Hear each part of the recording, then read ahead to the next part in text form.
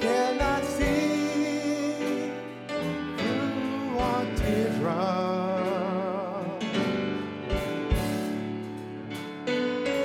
and it's hard to smile through our trials.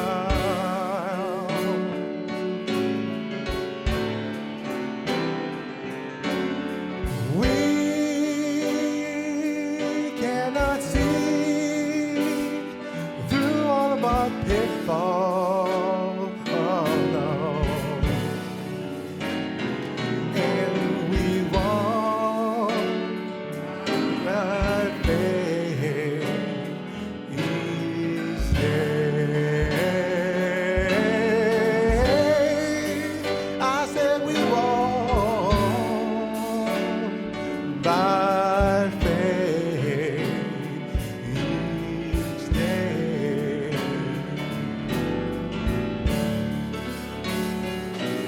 On a Monday,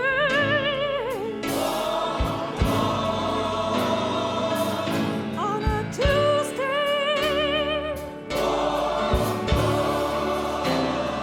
with Jesus be your guide.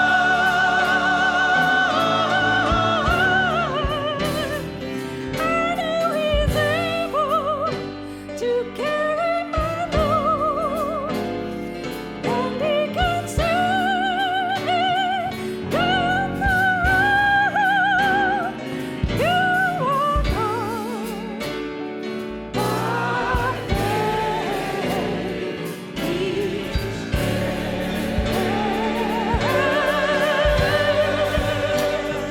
You walk on by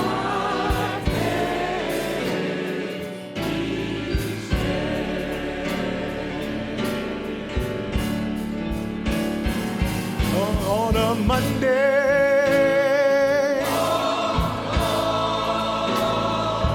on a Tuesday, I know He's able. Jesus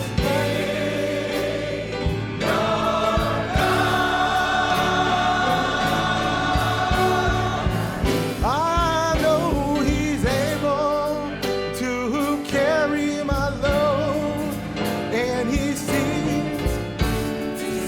me down the road.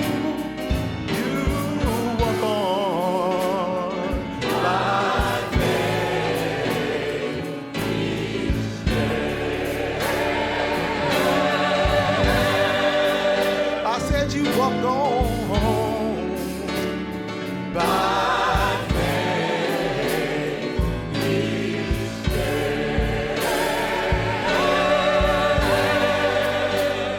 You walk on by faith each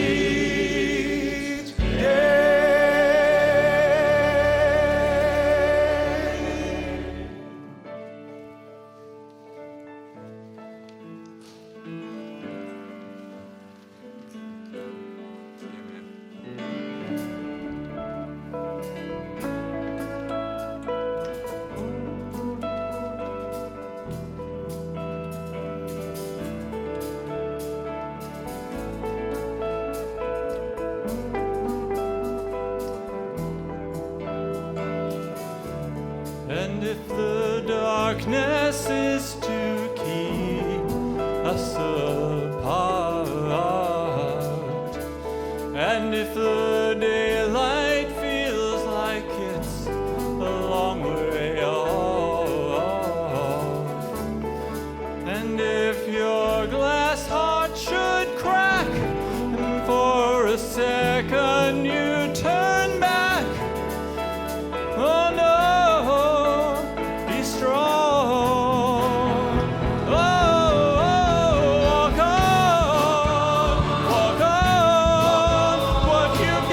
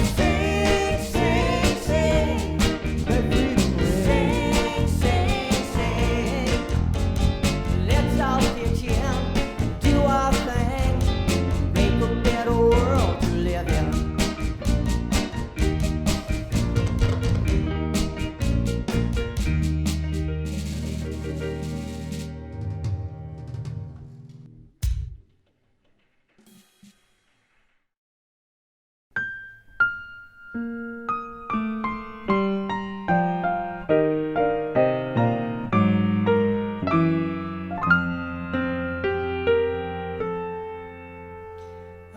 was born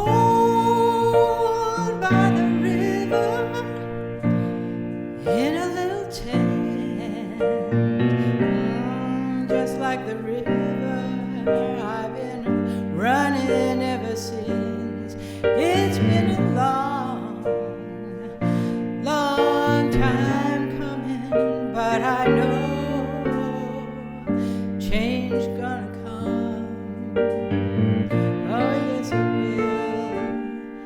It's been too hard to live in, but I'm afraid to die, 'cause I don't know what's up there beyond the sky. Oh, it's been a long, long time coming, but I know a change gonna come. Oh, yes it will. Oh, I go to the movie and I go downtown. Somebody keep telling me don't hang around. Oh, it's been a long, long time coming, but I know change is gonna come. Oh, yes it will. Then I go to my brother and I say, brother, help me please.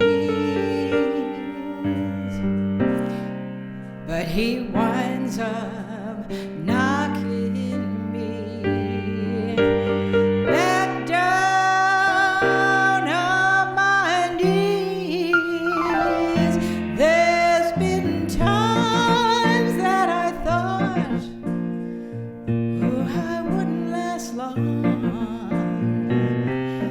Now I think I'm able to carry on. It's been a long time coming, but I know change gonna come. Oh, yes it is. Then I go to my brother and I say, oh, brother, please. But he winds up knocking me back down on my knees. Oh, there've been times that I thought, oh, I couldn't last long, but now I think I'm able to carry on. It's been a long time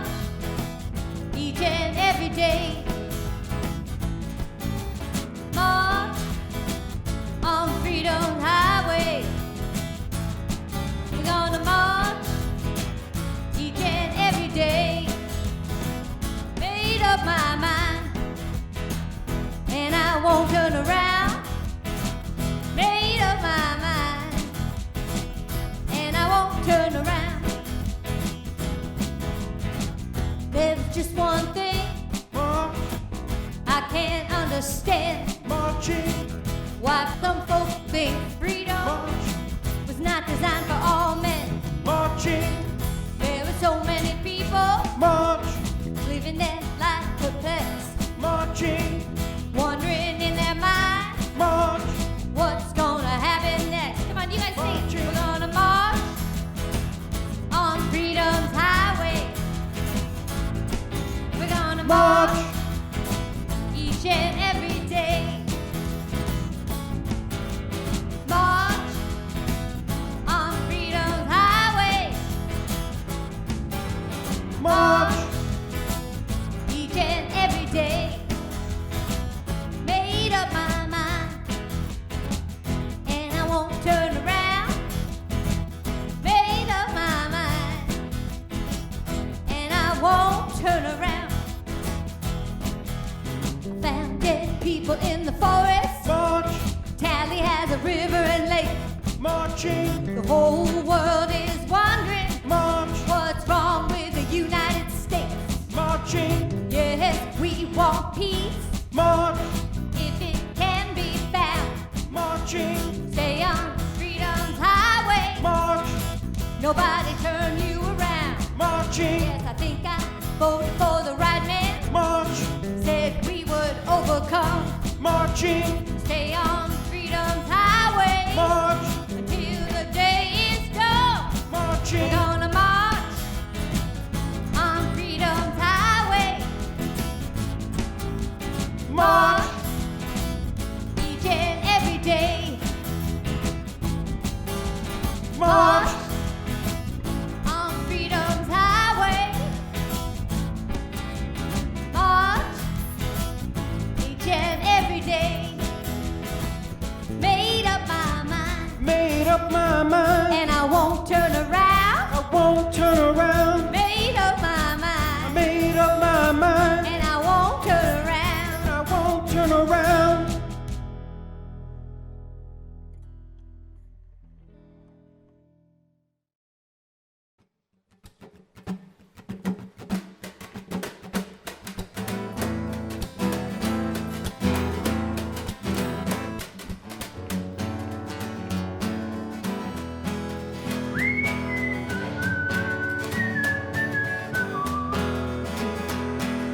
Everything reminds me of my dog. The guy in the store reminds me of my dog. Telephones remind me of my dog. Yoo-hoo. Taxi cabs remind me of my dog. If you remind me of my dog, we'll probably get along. Little doggy, get along, little doggy. Smiling at strangers reminds me of my dog. Better let them know you're friendly. The way people dress reminds me too. Sad things remind me of my dog. Cockroaches and other insects remind me too. Don't eat them. The blank expression of a little boy with thick glasses who picks himself up from the sidewalk and stands there blinking in the sun. If you remind me of my dog, we'll probably get along. Little doggy, get along, little doggy. Like the man on the subway, sitting across from me. Every time I looked at him, he smiled. And by the time I got to the end of the subway line, I'd given him at least 25 cookies. Guys in bars remind me of my dog. The way it takes you so long to choose the perfect table reminds me of my dog. If you remind me of my dog, we'll probably get along. Little doggy, get along, little doggy, get along. Me and my ferocious dog, we're walking down the street, and everyone we meet says, "Oh, you're a good doggy, oh, you're a good doggy, oh, you're a good doggy." Except when we go for a walk to get the Sunday paper, I stand there, read the headlines, he reads the wind. And sometimes he hits a funny smell and laughs I hate it when he does that. I feel so dumb. What I say? Everything reminds me of my dog. Beautiful things remind me of my dog. Sunsets remind me of my dog. Gina, go to your window. Einstein reminds me of my dog. I want to pat his fluffy head. This whole world reminds me of my dog. My dog reminds me of this whole world. Do I remind you of a dog? Thump, thump, I do. Thump, thump, thump, thump, thump, thump. Skyscrapers remind me of my dog. Sitting in the tall grass waiting for a rabbit. Guys in red Camaros too. It's getting to be a habit. Artists remind me of my dog. Sticking up their originality on the nearest tree. Old folks remind me of my dog. My dog reminds old folks of their dogs. Barfy, Ruffo, Beanhead. Gina says I remind me of my dog. The way I just did that. Golfers teeing off remind me of my dog. The way he sits by me and shifts on his paws. What is it you want? Look at it. Do you want to go for a walk? Do you want a cookie? Do you want me to dial the number for you?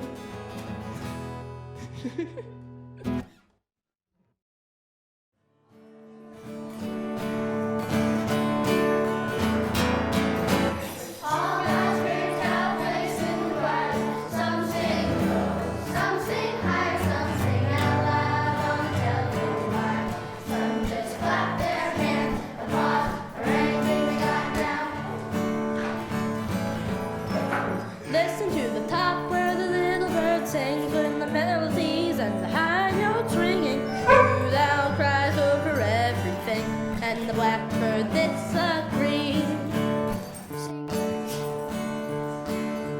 Singing in the nighttime, singing in the day. Little duck quacks and he's on his way. The otter hasn't got much to say, and the porcupine talks to himself.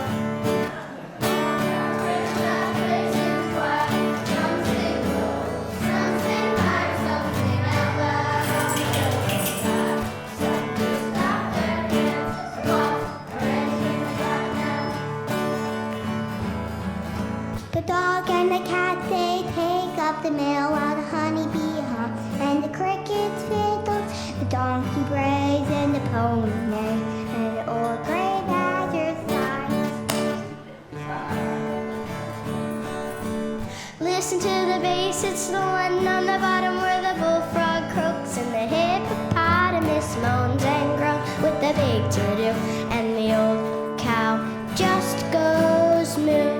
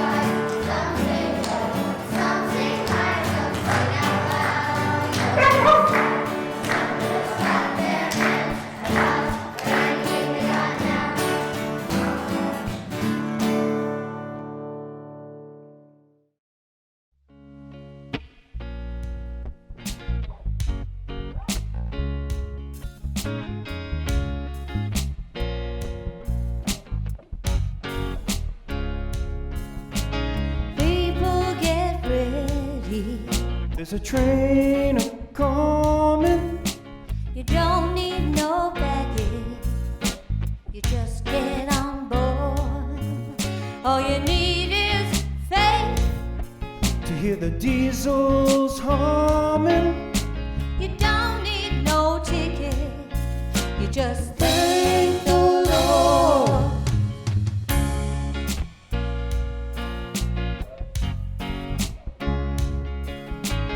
People get ready for the train to Jordan, it's picking up passengers from coast to coast.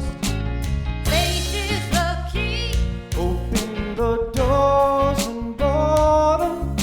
There's hope for all among those loved the most.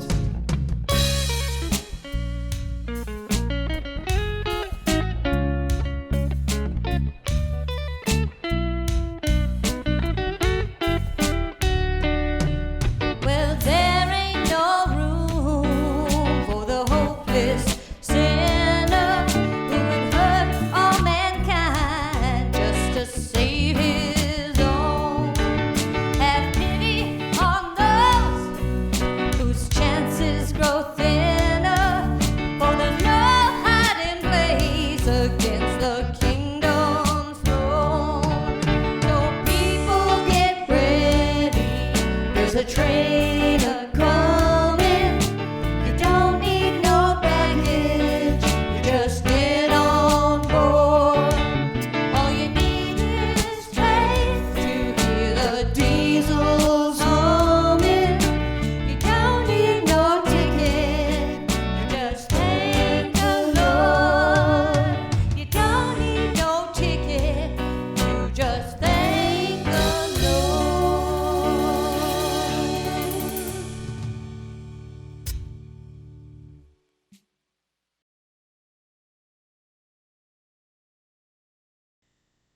Good morning, everyone, and welcome to virtual worship at the Unitarian Universalist Church of Silver Spring. I'm Esther McBride. My pronouns are she, her, and I'll be your worship associate today. Whether you visited us many times or this is your first time today, we are very happy you're here with us. Today, we begin our summer worship series, UU at the Movies. Some of our summer services come to UUCSS as part of a collaboration with our minister, Reverend Kristen Grassel-Schmidt, and other ministers around the country. Other summer services will be created by our talented members of UUCSS, and I think you won't want to miss any of these. This morning, we explore the topic of freedom from want, as it's illustrated in the movie Hidden Figures. We'll see how moving beyond such oppression actually brings us closer to the stars. This service is shared with us by the worship team at the Unitarian Universalist Church of Peoria, Illinois. Here's a greeting from their minister, Reverend Jennifer Innes. Greetings. I'm the Reverend Jennifer Innes. My pronouns are she, her, and hers.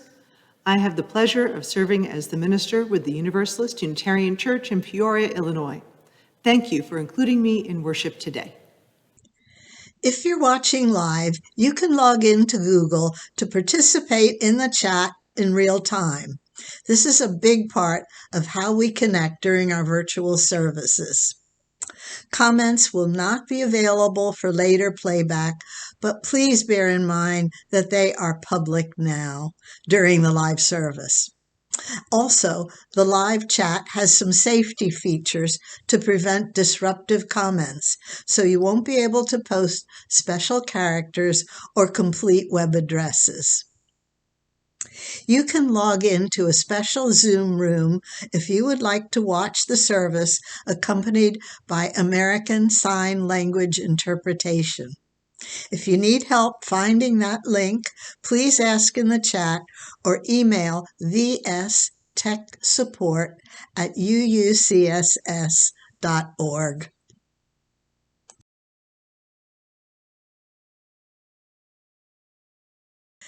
In a few minutes, we'll all be invited to light our flaming chalices. So this is a good time to go and get your chalice or a candle or a flashlight so you can join in kindling the flame of community. But first, let's take a moment to acknowledge and thank all of those who have made today's service possible.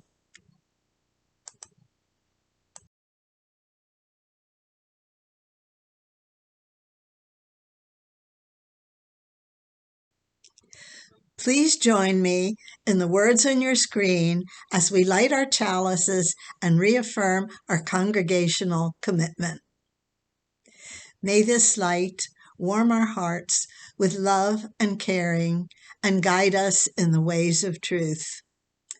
As we gather here for worship, we pledge ourselves to the endless search for truth, to the right of each to believe as mind, heart, and conscience dictate, to accept the responsibilities this freedom commands, and to implement our belief in the essential worth and dignity of every human being. May it be so. Now let's join together in singing. The words to the song will be appearing on your screen.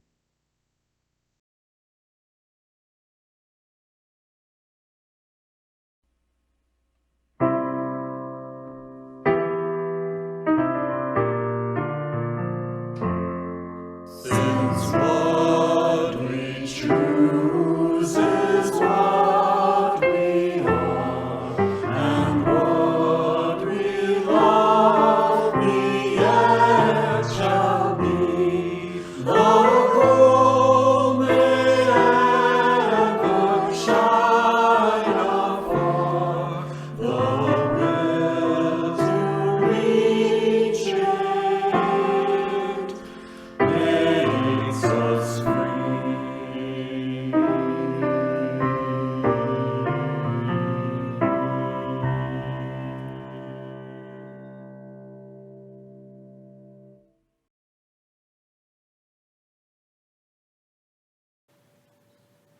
Our opening words are from the Reverend Linda Susan Ulrich. It's a piece entitled, Open Up the Doors.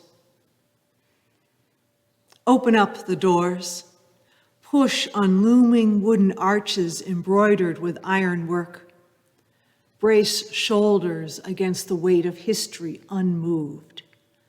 Slough off the musty smell of unused joy and stored up sorrow. Knock the rust off the hinges if you have to, and let your breath precede you inside. Open the doors more. Make room for the shaft of sunlight to cross the threshold. Give the dust motes something to dance about. Peek through a single slice of possibility and name even the half-hidden truths you find. Open the doors wider still. Pour yourself through the gap. Strut or sneak or sidle as suits you best. Cleanse whatever scrapes catch your skin and bind up the wounds that keep you from entering whole. Open the doors as wide as they will go. Draw on the strength of the earth beneath you. Ground yourself in a firm sense of who you are. Stand as a beacon welcoming the next seeker and shine far beyond the lintel and sill. Open all that you are. Heighten and deepen your connections to the world around you. Broaden your definition of neighbor. Grow into the largest target of grace that you can muster, and pray. Pray to become a gateway for even greater love and compassion. Open up the doors, my friends, lest we keep the stranger out and condemn ourselves to prisons of our own making. Come, let us worship together.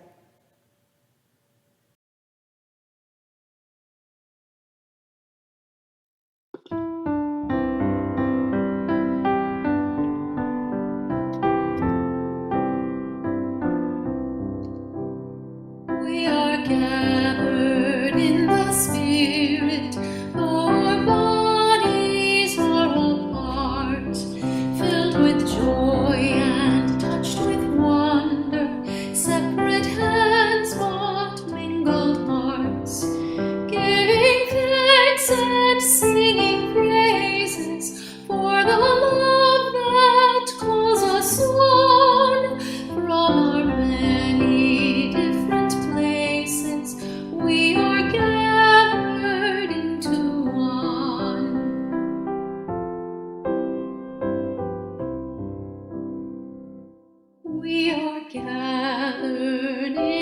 sorrow. We are gathered in our fear, in our pain and in our worry, in our anger and our tears, as we tend to one another with our gifts and with our care. Our community is strengthened through the faith and hope we share. We are gathered in commitment to a planet that is home. Works of justice, acts of kindness, bless the world and heal our souls. As our voices join together, may our song of peace resound. May we offer in abundance all the grace that we have found.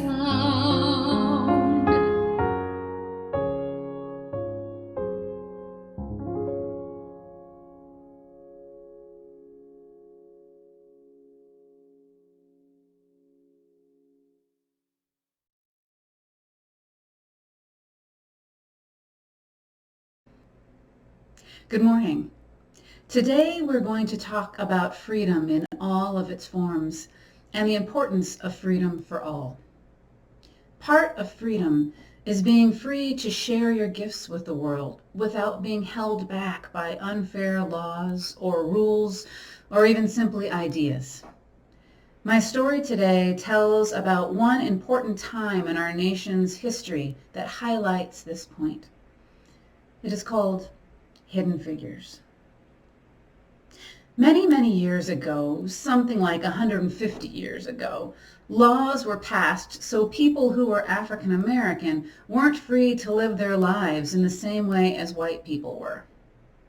They couldn't eat in the same restaurants or drink from the same water fountains or use the same restrooms or attend the same schools or live in the same neighborhoods, or go to the same hospitals, or be on the same sports teams, or sit in the same parts of the bus, or marry and have a family with someone who was from a different race, or even be buried in the same cemeteries.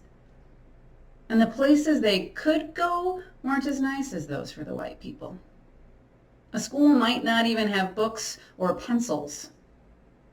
I know, absolutely ridiculous, right? And even though African Americans could legally vote, many, many other unfair laws kept them from doing so. Then, suddenly, in World War II, our whole country needed to work together to fight people who wanted to take away even more freedoms from people in another part of the world. So many people were needed that there was more freedom for everyone to work, black or white, male or female, and that openness continued on to many years later. So as a result, in the early days of our nation's NASA space program, even though racial segregation was still the law, and most people still thought that girls didn't belong in science, some amazing female African American mathematicians worked for NASA. And they were amazing. Katherine Johnson, Mary Jackson, and Dorothy Vaughan were among the human computers who used pencils and slide rules and adding machines to calculate the launch trajectories for America's first rockets and satellites, and eventually even for the first astronauts who flew into space.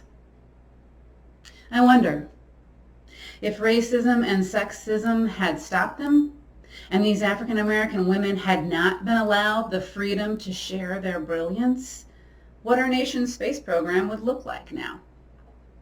Luckily, we'll never know. My hope is that our nation continues to journey forward, lifting up freedom for all. For freedom for all brings a better future for all. So be it. Holding a sacred space for sharing our joys and our sorrows is an important part of our worship together, even though we haven't always done it the same way. Before the pandemic, when we gathered only in person, we often shared verbally from a microphone in front of the sanctuary. And during the pandemic, we invite anyone with a joy or a sorrow to share to type it in the chat box. Now we're preparing our transition to hybrid worship in the fall, where we will be able to participate both verbally and in person.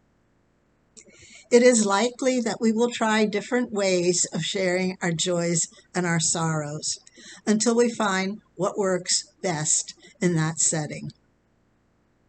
But no matter what form our joys and our sorrows take, please remember that everything we share during the live broadcast is public, so please bear that in mind.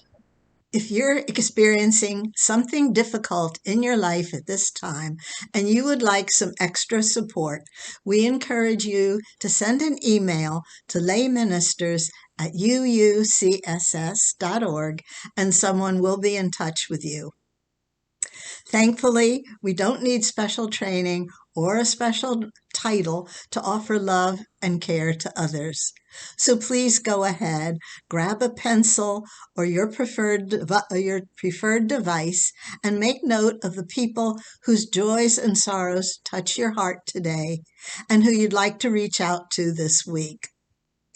If you're watching this service later as a recording, I hope you will hold your own joys and sorrows as tenderly as you would those of others, and that you will send loving kindness to all of the people in our world and your life who need it. Let us now open our hearts to the joys and sorrows this gathered beloved community has to share.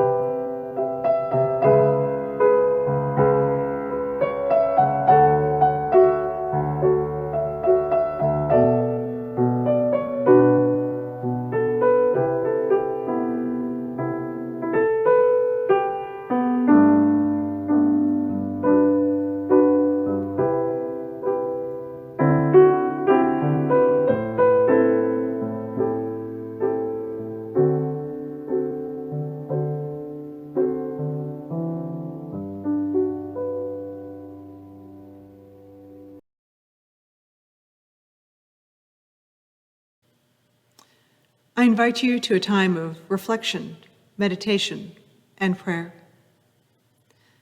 Let us begin with a moment of quiet. Let us collect ourselves in mind, body, and spirit. Let us pause and breathe.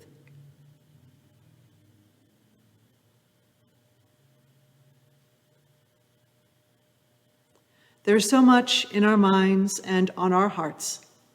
This is the time set aside within the worship of the community when we might name our struggles and our joys. This is the time within sacred time for recognizing what troubles us, whether those troubles are in our immediate circle or in the larger world.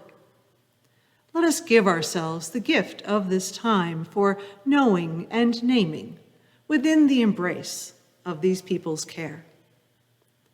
What is in your mind? What weighs down your heart? With those questions, let us pause again and enjoy the quiet.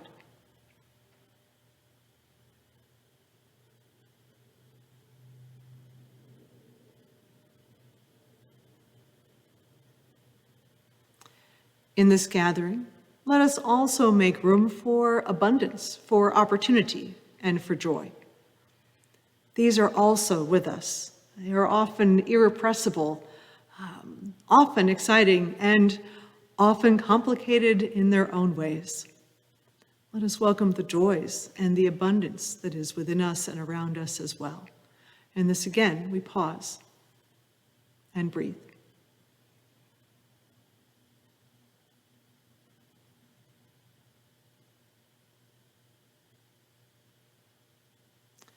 I close with a prayer from the late Reverend Reese Williams, who's one of our Unitarian Universalist elders in the 20th century, and he advocated for freedom and for the opening of our hearts throughout all the many decades of his ministry. Spirit of life, come to us to break down barriers, to widen horizons, to help us be less judgmental. Help us to discover the larger picture and the kinder conclusion, to love and let live, to embrace and forgive, and to sustain and care. Help us to reach out to our better selves, that we may love more and hate less, care more and reject less, that bound together by understanding, we may sustain each other through trial and tribulation, through joy and happiness, and through sickness and health. Help us, O Spirit, to be joined in common purpose and of love and hope and fulfillment. Renew and revive us. We seek a common holy ground for one and for all. Amen, and blessed be.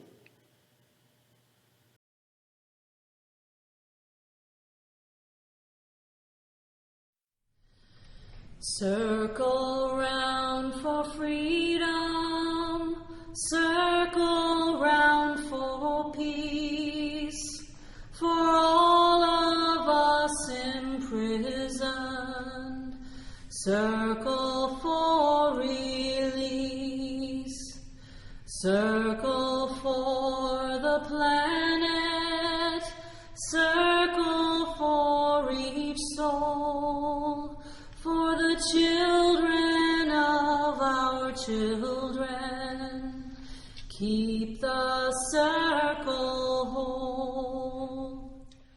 Circle round for freedom, circle round for peace, for all of us imprisoned, circle for release,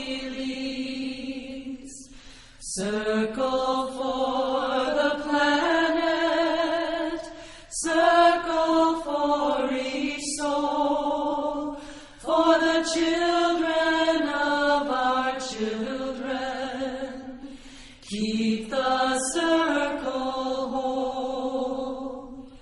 Circle round for freedom, circle round for peace, for all Circle for release. Circle for the planet. Circle for each soul. For the children of our children. Keep the circle whole.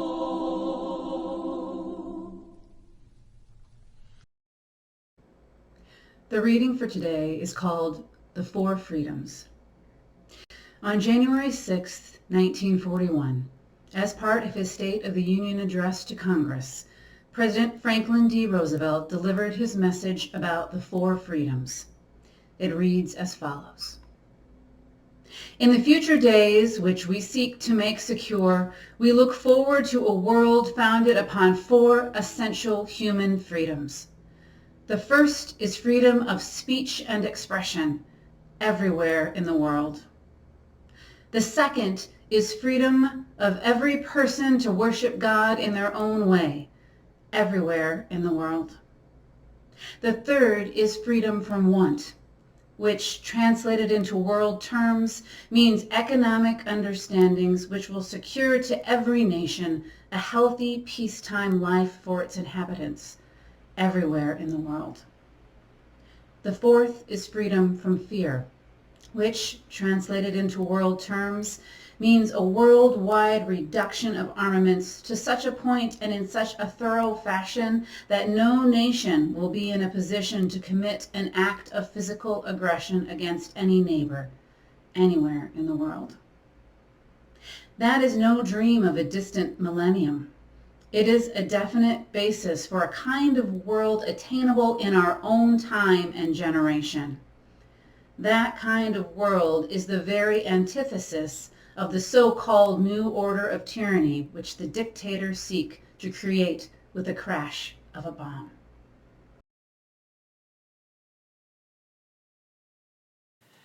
In this clip from the movie Hidden Figures, Mary Jackson, a black woman, is talking with her supervisor, a white man, while testing a United States space capsule in 1961. He is encouraging her to take classes in engineering. One of the great values in Unitarian Universalism is that of freedom. A free and responsible search is the top of the list of principles at the start of the Unitarian Universalist Association in 1961. And that same free and responsible search for meaning is at the core of our current principles. I find that so many times that freedom is assumed and presumed, that we presume to know what we are talking about when we speak of freedom.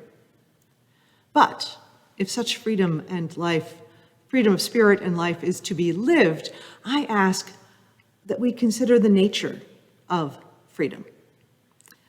Because what we don't practice and understand with intention, when what we value is taken for granted, not only does that which is most precious slip away, but it is easy to miss the impact of its absence on those around us and, by proximity, on us. The question of freedom was at the top of the mind of President Franklin D. Roosevelt for his State of the Union address to the United States in 1941. He spurred the country into action in World War II, and he did so by calling us on with four freedoms. Freedom of expression, freedom of religion, freedom from want, and freedom from fear. These freedoms, he named, are the antithesis of the so-called new order of tyranny that was rising. Roosevelt offered these four freedoms as an ideological counter to the fascism and control that were emerging in Europe and in other parts of the globe. And in addition to his purpose in calling us on to the larger freedom, I think what he was also talking about was even larger than one moment or one instance in history. It goes beyond also the call of freedom, as named in our country's constitution. The freedoms he points to address the higher goals of human security and liberty. No matter who you are or where you come from, these are everybody's freedoms. He is calling the world on with these freedoms and hoping that they would be a rallying cry as to encourage the world to have confidence to come forward for the sake of our collective wholeness. Let me offer that I don't mean to say, and he certainly didn't mean to say, that freedom is understood as a magical fix for the better without discernment or reflection.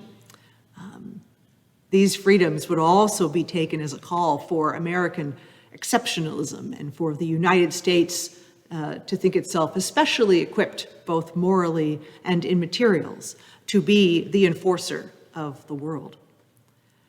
That we would be those of us in the United States would be some kind of special people to go and accomplish saving others from tyranny.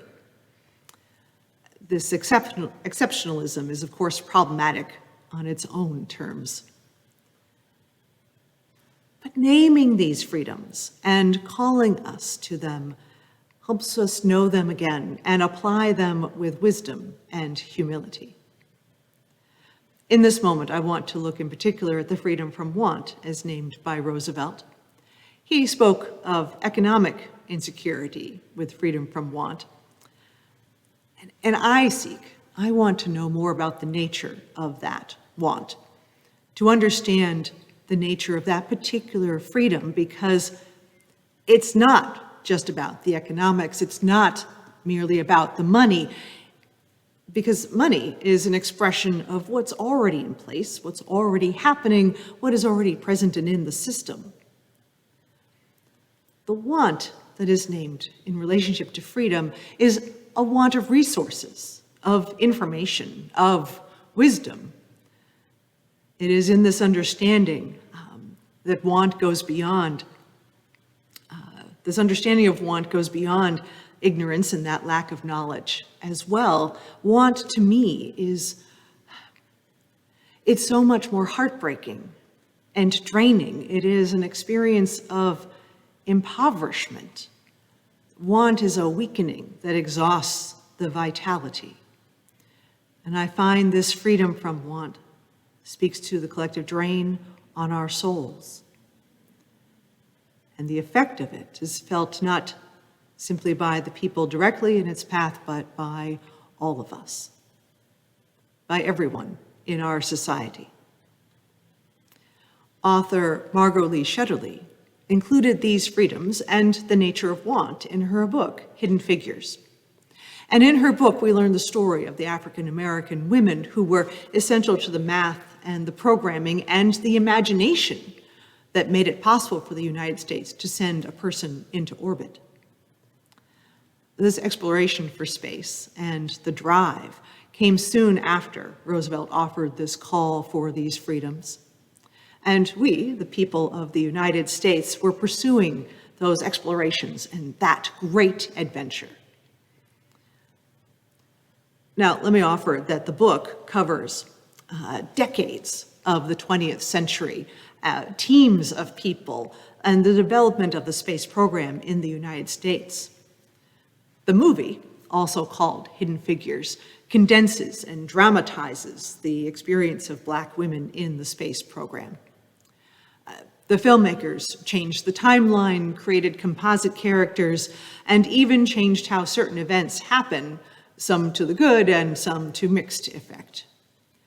So it is worth checking out the book, the reader's edition, and the movie to get a more complete account of this story.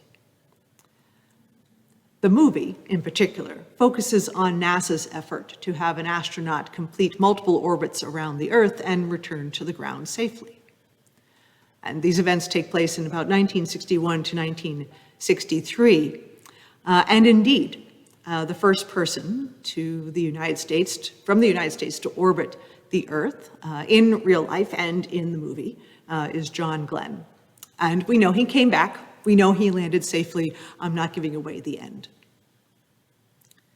The movie focuses on Katherine Johnson, Mary Jackson, and Dorothy Vaughan as part of the human computers in the racially segregated West Computer Group at Langley Research Center in Virginia. These Black women encounter racism and sexism in abundance in the course of being exceptional in their work with calculations, in engineering, in computer programming, and in dreaming of the stars along with their white colleagues. In the movie, we observe their effort to keep pushing against the legal and social restrictions that kept them out of classes, out of projects, and out of progressing in their careers. In the movie, in particular, one of the most dramatic moments includes the drive to beat the Russians at getting a person into space. And it gave Katherine Johnson a particular chance to join the Space Task Force group as one of the computers, one of the human people to do these calculations. And this group was otherwise all white men and one white woman who was handling the administration. Before Katherine enters the room, not only is she minimized as a person, a mere computer, she has the indignity of having to use a segregated bathroom, and after being seen to enjoy coffee from the shared coffee pot, the immediate addition of a coffee pot labeled colored.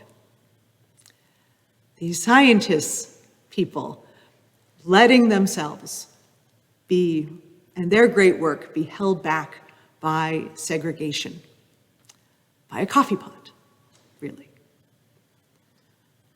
One of the ongoing stories is how the separate bathrooms functioned in their lives because nobody took into account somebody might be coming from one side of the campus to the other, which meant that Katherine had to walk a half mile back to the West Computer Facility every time she had to use the facilities. And after months of doing so, and all matter of weather, there is this one moment of the movie when she has been doing so in the rain, and she is entirely soaking wet, and she's been called to task by her white male supervisor, played by Kevin Costner. And he is wondering, calling her to account as to why she's been absent. And there she is, dripping wet, next to the colored coffee pot, and she lets loose. She finally lets loose and rails against having to make that journey, but not just the time for her from being away from her desk, but for every element she encounters in that space that dehumanizes her, that keeps her from doing anything productive. And when she finishes, she musters her dignity and walks out, walks back to the West Computers. And she probably expects to be fired. In the dramatic moment of the movie, her white male supervisor makes a great show of whacking down the colored women's bathroom sign and declaring an end to segregated restrooms on the entire base.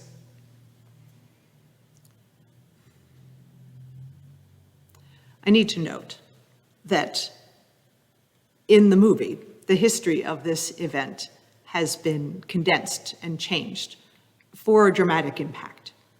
The person who made possible desegregation on the campuses was in fact a Black woman, not a white man. And this happened some years before the dramatic events as portrayed in the movie. So it strikes me, even as we're talking about want and desegregation and liberation, that even how we tell the stories needs to be measured against some truth. What certainly is the case in the movie is how it illuminates time and again how these Black women curve their lives around so much bias and so much hardship, even as they are brilliant and keep finding a way for themselves and for others. The want named in the Four Freedoms is so deep. Just the story of the movie demonstrates on how this segregation reduces access to work and peers and visibility and respect, reduces these moments to work together, the imagination that could come from listening to each other, and how that was limiting them and us from getting to the stars. The absurdity of these layers of bias present while professing to be deeply concerned about human safety, as the space staff were, while aiming to leave the boundaries of our planet, certainly led me to wonder, which was more powerful, racism or gravity? And which was going to win, physics or bias? That was a real question. And it's still a real question. It keeps being a question and illuminates the depth of want and why we need to be part of the liberation. Do we, shall we, get past our tendency, our ability to separate and put down and oppress ourselves and others? It is such a sad truth that impoverishment harms those who perpetuate it as much as it does harm those against whom it is directed. The suffering in the system is on all of us.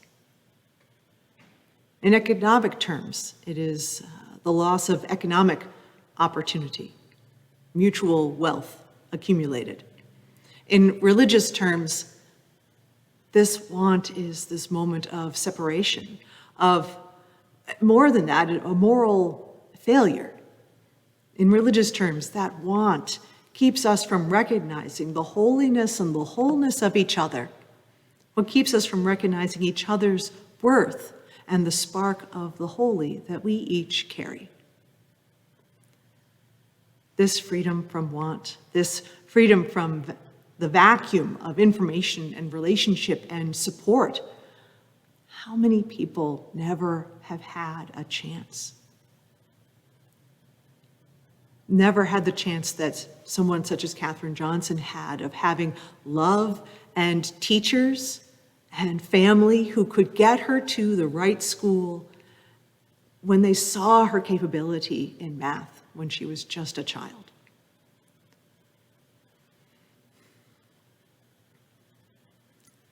That freedom from want, that vacuum of relationship and knowledge, it impacts us today. Because why did we only just hear about this story in all its fullness in 2016?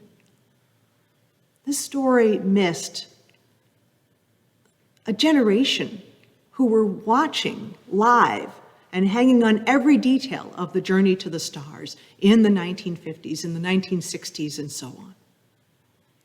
I missed this story in the time of space shuttles and first women in space. And I am so glad that my children and all children get to hear this story today. In Unitarian Universalism, we seek to profess freedom from want and freedom for the emancipation of the soul, to shuck off the frames and bindings and the burdens that come with any particular story. We are trying to lose all that would restrain us and hold us back and make room for the range, for the abundance, and for the diversity of the human experience that might lead us to new music, new math, new life, and more stars. We want to free ourselves from want, from oppression, from this impoverishment, that we would seek knowledge in freedom. Because we realize how deeply this understanding of want can go. The search is not only for knowledge, not merely for that, but also to guard the search, and even from ourselves when necessary. Our call in this moment is to understand this nature of want, the nature of the freedom from it, and the nature of the systems that would keep us so limited. Our call is to seek out those hidden stories, those hidden figures, in all of their glory and in all of the tragedy. So let us go forth. Let us go forth and take up this call and answer it. Let us go forth and add our call for freedom to the world. Amen. As part of our free church tradition, every congregation names its ministers, its educators, and what it means to become a member. Every congregation is supported by the members, friends, children, and youth. And that support comes in gifts of time, of skill, and of money. Now is the moment for your financial gift. Please be generous. Consider the long legacy that has come to us from those who long advocated for freedom and hope. Imagine what you would like to leave for those who appear tomorrow and in the generations beyond us. We now receive the offering that sustains the good work and the many ministries of this congregation. There are 3 ways you can make your financial gift to the congregation. The first is by downloading the Give Plus mobile app from Vanco to set up an account.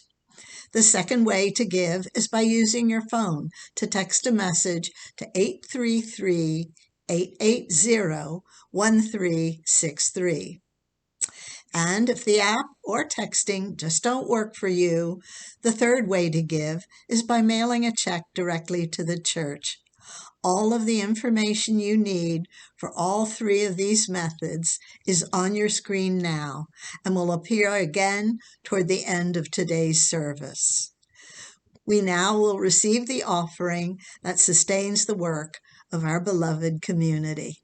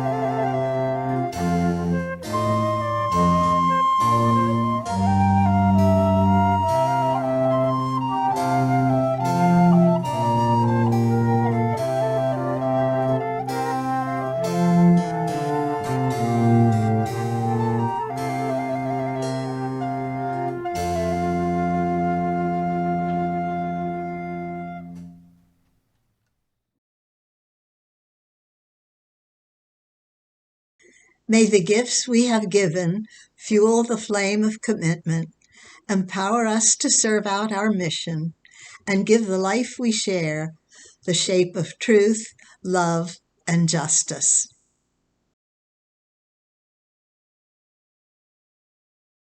Good morning. My name is Emily Harris. I use pronouns she and her. On behalf of the Rainbow Alliance, I'd like to talk about an important event in queer history, the Stonewall Uprising, also known as the Stonewall Riots or Stonewall Rebellion. I'm not sure that I'd be here today as my true self had it not been for the people who thought, "I've had enough," and stood up against yet another police raid at a gay bar in New York City in 1969. Gay people in the 1950s and 1960s faced an anti-gay legal system, and being non-gender conforming was functionally illegal in New York City because police could arrest anyone wearing fewer than 3 articles of clothing appropriate to their sex. Early gay groups in the U.S. wanted to show that gay people could be assimilated into society, and they favored non-confrontational education. But in the late 1960s, in larger society, many social political movements were active, including the civil rights movement, the feminist movement, and the anti-Vietnam War movement. This led the way to a different approach, a gay rights movement. Lay onto that background the limited gathering places for queer people. Very few establishments welcomed openly gay people in the 1950s and 1960s. Those that did were often bars, although bar owners and managers were rarely gay. Many were owned by the mafia, including the Stonewall Inn on Christopher Street in Greenwich Village. Police raids on gay bars were routine in the 1960s and were usually low-key and anticipated. The police raid at the Stonewall Inn in the early hours of June 28, 1969 was different. It was not anticipated. People did not run to avoid being arrested. Customers refused to go along with standard police procedures, some of which were humiliating. With many bystanders, police began putting mafia members, regular employees, and customers into paddy wagons. Harsh treatment of customers by police met with pushback by the customers and the community. Historians are not exactly clear what ignited the riots, but witnesses said that drag queens, hustlers, and gay street kids were the first to launch projectiles that night. Tensions between New York City police and gay residents of Greenwich Village erupted into more protests the next evening and again several nights later. Within weeks, village residents quickly organized into activist groups to concentrate efforts on establishing places for gays and lesbians to be open about their sexual orientation without fear of being arrested. Christopher Street Liberation Day on June 28, 1970, marked the first anniversary of the Stonewall riots with an assembly on Christopher Street. Marchers took up the entire street for 15 city blocks and marched 51 blocks. There were simultaneous gay pride marches in Los Angeles and Chicago, marking the first gay pride marches in U.S. history. Within 2 years of the Stonewall uprising, there were gay rights groups in every major U.S. city. Our gains today are legacy of the Stonewall uprising.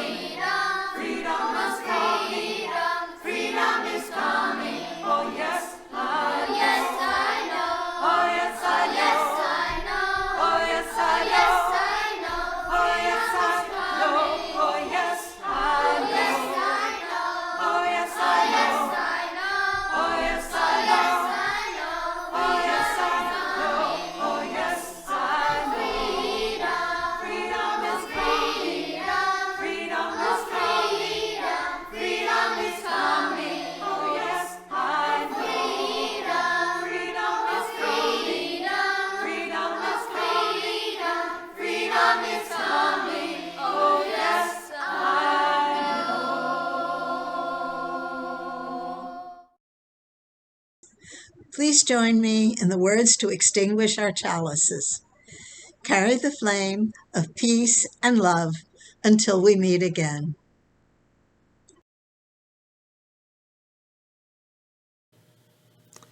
Let us go forth, reminded that to seek knowledge and freedom is to let ourselves be broken open by discovery, to unearth the history, to comprehend what has been lost, and to welcome all that may be gained.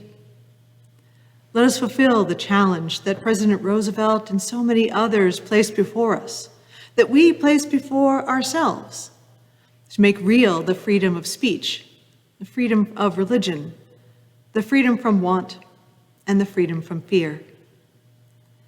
Let us go forth, that we may know all the many meanings of freedom. Let us go forth. Amen.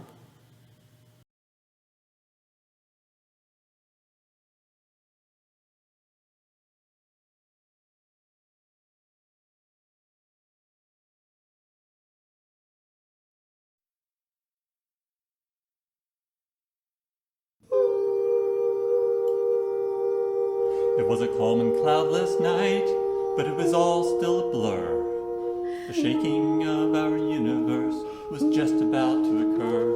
It was summertime in 1609, when Galileo used his telescope for the very first time, and he saw mountains and craters on the moon, and a Milky Way with thousands of stars, and he saw with 4 tiny moons. He was the only man on earth that night who knew that Copernicus was right. Come outside with me tonight, and I can show you wonders of the world to surprise and delight. I got my telescope with me. Just wait until you see that on the shoulders of giants we'll see beyond. The